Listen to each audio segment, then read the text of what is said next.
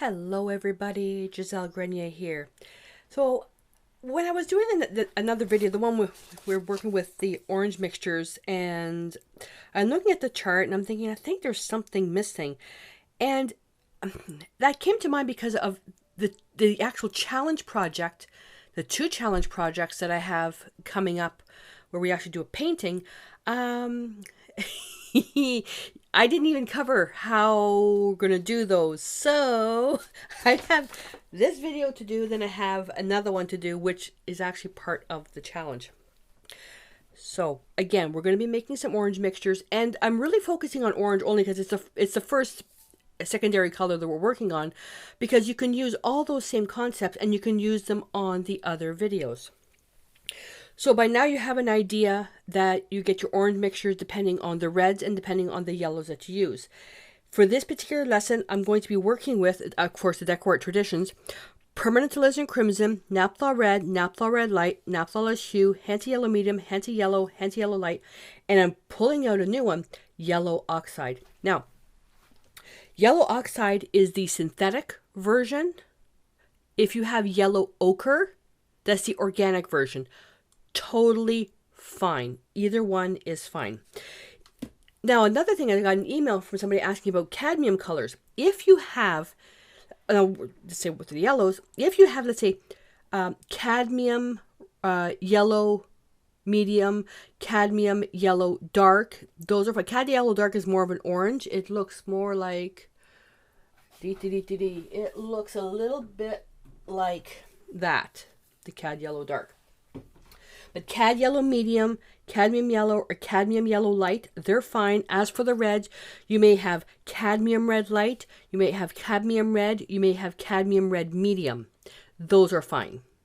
Okay? And for the alizarin crimson is alizarin crimson. Just make sure it's not the pure alizarin crimson. Make sure it's an actual alternative mixture. That way it won't fade over time. So this particular one, we're going to be doing another grid, and what we're going to be doing is working on the comparison of the reds and yellows, making them where they're taking a yellow that's towards orange down to a red that leans towards violet, and then going across, and we're going to get a neutral one. So this is going to be a comparison of shifting and reading your orange mixtures. And then another lesson's coming up where we're going to be making, I'm going to show you a technique. I'm going to pick, let's say, alizarin crimson, but I'm going to show you a technique on working with the color, which is very, very helpful when painting highlights, for portrait painting, if you need to do something high key. So those are going to be very, very helpful. So let's get started. So what I'm going to do is so I've got my squares here, okay, and I've got my color index information. So Naphtha Red Light PR9, Naphtha Hue PR122, so on and so forth, and then the Hanses with the block in between. I'm going to be taking Naphtha Red Light and Hanty Yellow Medium, mixing it up here, then adding white. Taking Naphtha Red Light, Hanty Yellow, mixing it up here, and adding white. I'm going to be making these much, much lighter. Okay, and I've got my paints laid out over here, and I had a bit of an accident with Naphtha Hue. So what I'm going to be doing is I'm going to be taking more of the yellow mixture and, more of the red mixture. So I'm going to take my yellow, and I want to go onto a different palette. Hang on a second. So, Hanty Yellow Medium. Then we're going to take Naphtha Red Light. Again, I want to make these more on the red side. Okay, and then we'll paint it here.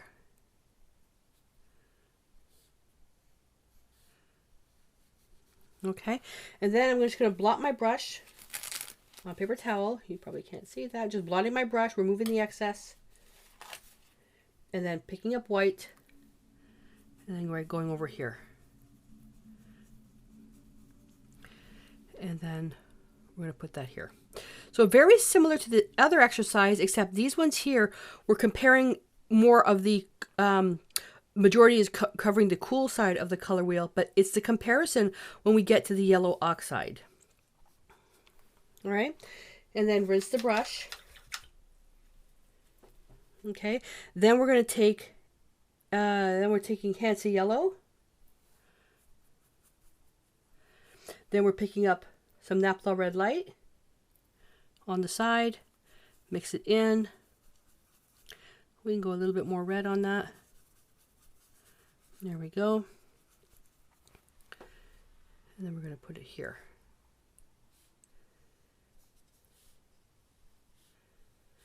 Blot the brush. Pick up white. And mix it in. Your white, don't make the mixture white into this. You want to make it light enough, because what's going to happen is as it dries, it's going to get darker. Alrighty. I'm going to do the last two, then I'll speed up the video as we do the other ones, because it's the same technique, and I'll do my observations at the end. When we get to the yellow oxide, I'm really going to focus on that one. So Hansa Yellow Light coming in here. And then we're going to take Naphtha Red Light on the side, mix it in. Oops, a bit too much. It's not too bad. Let me just put a bit more yellow in there. There we go.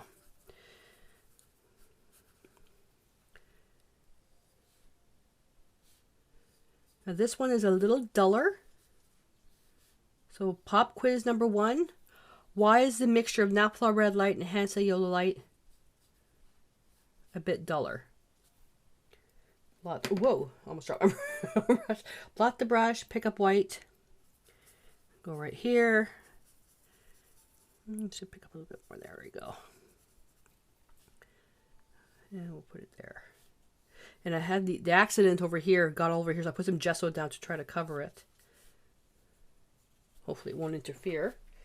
Okay, now the yellow oxide. So yellow oxide and Naphtha Red Light, these two colors here, or cadmium red light and yellow oxide or yellow ochre, okay? Those two are the core colors when it comes to Caucasian painting portraits of Caucasians. This is the actual base. Skin tones that can get pinky, you can add more of the red. Skin tones that are a bit more yellow, you can add yellow oxide. But this is the actual start of the base, and then you'll see why. But not just for portrait painting, dog hair as well. So we're going to take yellow oxide. And yellow oxide and yellow ochre are interchangeable. And a little bit of Naphtha Red Light on the side. I could have just picked it up from there. A bit more red.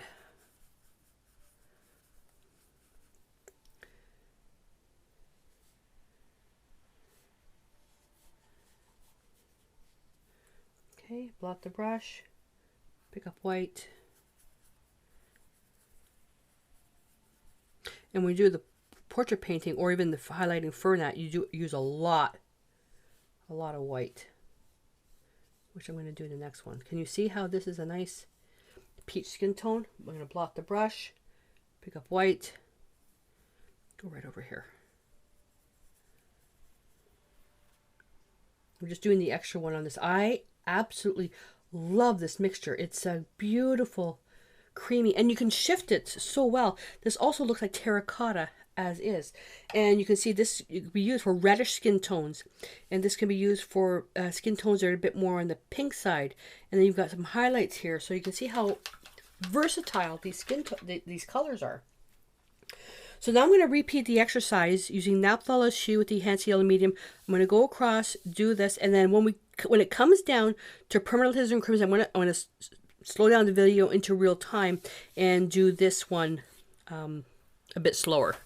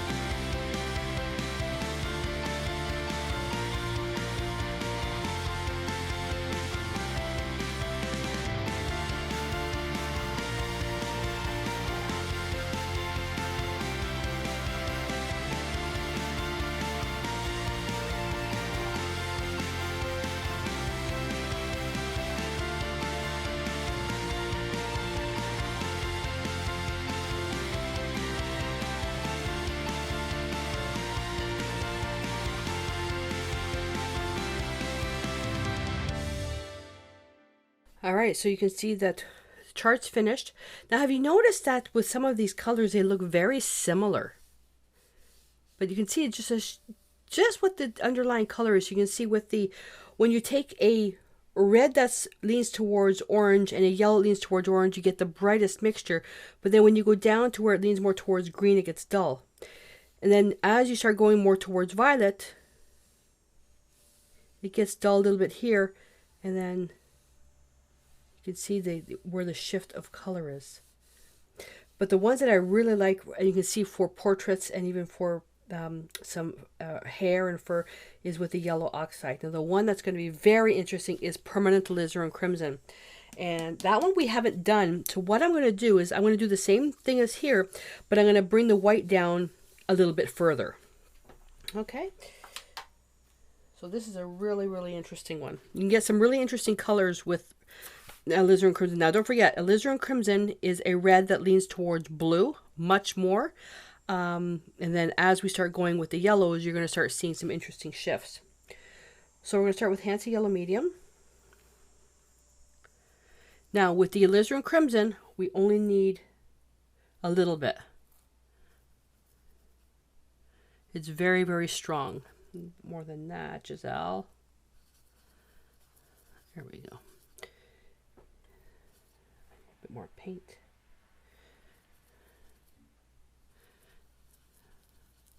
I've got my windows closed in the studio. It's a little bit warm. It was 10 when we woke up this morning, and it's going to be 31 with the humidity. Tomorrow's going to be 37. I don't understand. Mother Nature's pissed off about something, I swear.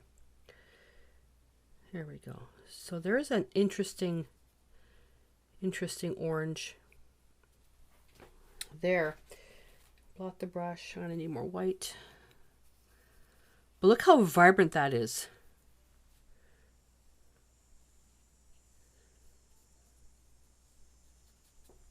That's very vibrant. Blot the brush. Add more white.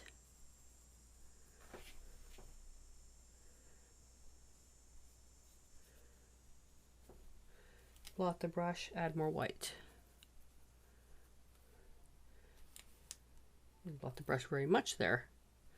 I want to get just a slight tint. So this exercise, and we're going to do a much more extensive exercise on this one in another video. But really, the way when you add the white, really take it down as far as you can go. And then now Hansa Yellow.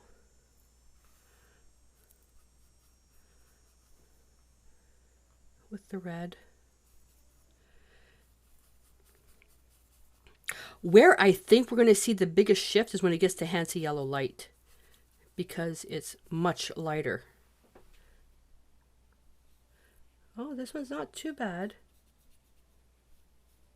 This is just Hansa Yellow. Blot the brush. Add white.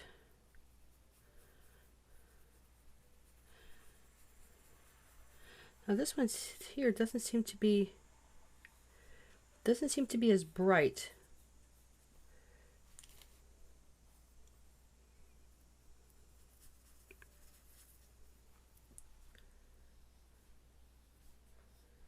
And this one doesn't seem to be as bright. That's interesting. Now I need to steal white from something else.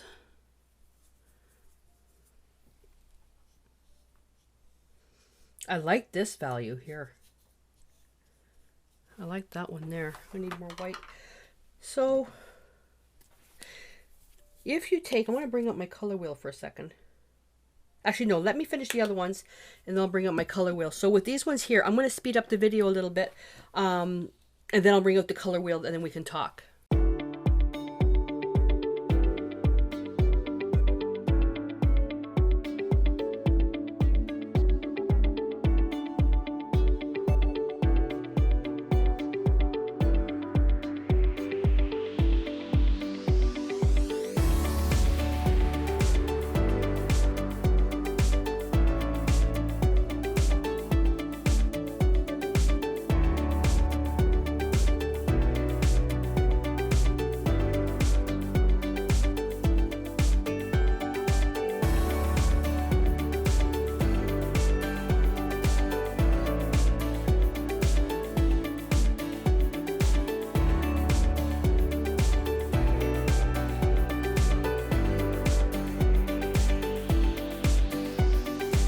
go. So I can tell immediately that the yellow oxide really ends up overpowering all the reds in here.